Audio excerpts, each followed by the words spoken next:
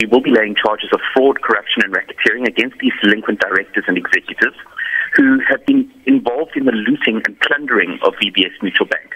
Now, they've been taking money that belongs to municipalities on the one hand, but also individual investors and stockfels, burial societies, the like, who have deposited money with VBS. They've taken that money and used it for their own personal benefit. Kevin, I mean, besides media reports, what evidence is in your possession that the VBS directors are criminally liable? Well, that's something that the police will have to determine as part of their investigation, but there is the affidavit from the curator as well as the affidavits from the registrar of the Reserve Bank, of the registrar of banks, Mr. Kevin Mileham. You know, Kevin, some will be asking how much of this process is political scoring for the DA? Look, whether or not it's political point scoring, the bottom line is that municipalities on the one hand who, and let's be very clear, the municipalities that put money in VBS did so illegally in terms of the Municipal Finance Management Act.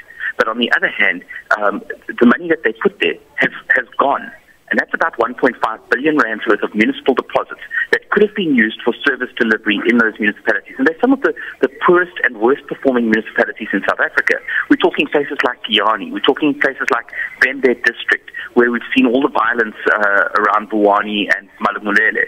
So these are places that are desperately short of money, and they go and put money into VBS and then lose it. In terms of targeting these municipalities, what's your plan of action? So we've already, about a month and a half ago, laid criminal charges against the municipal managers and the CFOs of those municipalities. We've also, in the municipalities themselves, tabled motions of no confidence. So that, not motions of no confidence, motions where we call on them for disciplinary hearings. We call on the municipalities to institute disciplinary hearings against those officials who were involved.